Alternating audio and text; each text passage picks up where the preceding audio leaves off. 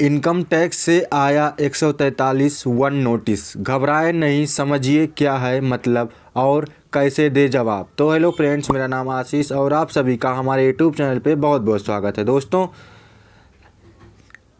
Tax expert के मुताबिक ऐसा नोटिस हर करदाता के पास आता है। अगर आपके पास ऐसा नोटिस नहीं आता है तो आप मान सकते हैं कि आपका रिटर्न प्रोसेस नहीं किया गया है। नौकरी करते हैं, टैक्स भी भरते होंगे, इस साल भी भरा होगा। अब इनकम टैक्स डिपार्टमेंट ने सभी रिटर्न्स को प्रोसेस करना शुरू कर दिया है। इस दौरान आयकर विभाग की तरफ से टैक्स पेयर्स को नोटिस भेजे जाते हैं। नोटिस कई तरह के होते हैं, लेकिन सब में आम नोटिस इनकम टैक्स के सेक्शन 143 वन के तहत भेजा जाता है। आपको भी मिला होगा। इस नोटिस के कई मायने होते हैं। नोटिस को लेकर घबराने की कोई ज़रूरत नहीं। टैक्स एक्सपर्ट के मुताबिक ऐसा नोटिस हर करदाता के पास आता है। अगर आपके पास ऐसा नोटिस नहीं आता है तो आप मान सकते हैं कि आपका रिटर्न प्रोसेस नहीं किया गया है। अगर आपके पास भी ऐसा मैसेज आया है तो ऐसे मामलों में आपको क्या करना चाहिए, आइए जानते हैं इससे जुड़े सभी सवाल के जवाब। क्या मिलता है धारा 143 वन के तहत टैक्स नोटिस?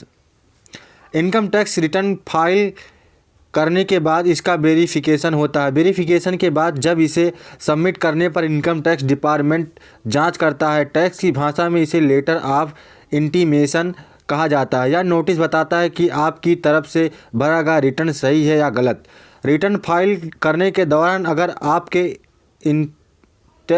इंटरेस्ट की जानकारी डाटा गलत भरी है या फिर कोई छोटी मोटी गलती हुई है तो भी ऐसा नोटिस आ सकता है। यह नोटिस बताता है कि रिटर्न में जो गलतियां की हैं उन्हें ठीक कर लें।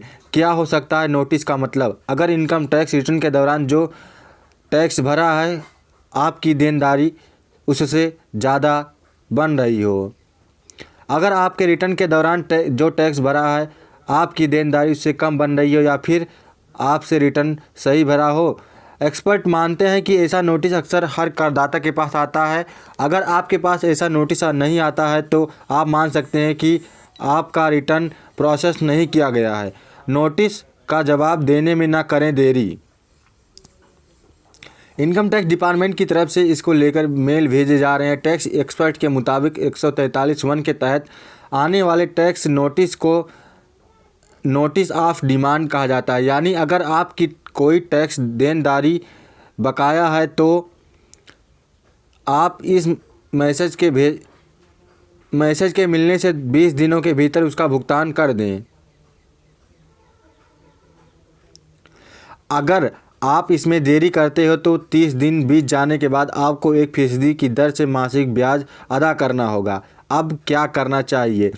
इनकम टैक्स डिपार्टमेंट की वेबसाइट पर आएंगे तो आपको होम पेज पर बाईं तरफ के कॉलम में 9वें नंबर पर ITR स्टेटस लिखा मिलेगा। इस पर क्लिक करेंगे तो नया पेज खुलेगा जहां आपका pan number, ITR acknowledgement number और कैप्चा कोड भरना होगा। ध्यान रहे कि एक्नॉलेजमेंट नंबर ITR सबमिट करने के बाद इनकम टैक्स डिपार्टमेंट आपको रजिस्टर मेल ID पर भेजता है। ये सारी डिटेल सबमिट करने के बाद ITR प्रोसेसिंग की स्थिति पता चल जाएगी। अगर रिटर्न प्रोसेस नहीं हुआ तो रिटर्न सबमिटेड एंड वेरीफाइड और प्रोसेस हो गया होगा तो return proceed and refund paid लिखकर हुआ आएगा। अगर आपका इनकम टैक्स की वेबसाइट पर लॉग इन करेंगे तो डैशबोर्ड पर फिलिंग ऑफ इनकम टैक्स और नीचे व्यू रिटर्न फॉर्म लिखा मिलेगा। आप दूसरे ऑप्शन पर क्लिक करेंगे तो नया पेज खुलेगा जिसमें ऊपर आपका पैन नंबर अपलोड रहेगा और नीचे असेसमेंट ईयर या आकलन वर्ष एवं इनकम टैक्स रिटर्न का सिलेक्शन होगा। फिर सबमिट करने के बाद रिटर्न स्टेटस दिख जाएगा। अगर रिटर्न प्रोसेस नहीं हुआ होगा तो स्टेटस में सक्सेसफुली वेरीफाइड लिखा होगा। ITR प्रोसीड लिखा हो तो समझ लीजिए कि आपका ITR प्रोसेस हो चुका है।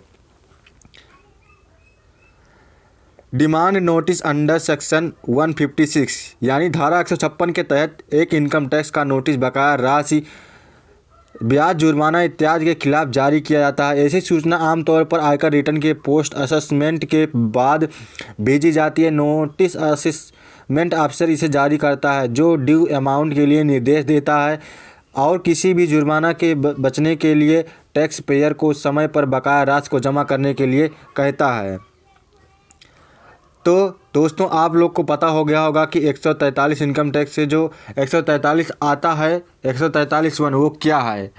तो आप लोग समझ गए होंगे। तो दोस्तों, अगर ये जानकारी आपको अच्छी लगी हो तो वीडियो को लाइक कीजिए, और अगर आप हमारे यूट्यूब चैनल पर नए हैं तो हमारे चैनल को सब्सक्राइब करके बेल आइकन को प्रेस कर दीजिए। और मिलते हैं दोस्तों आपको अगली वाली वीडियो में, तब तक के लिए धन्यवाद।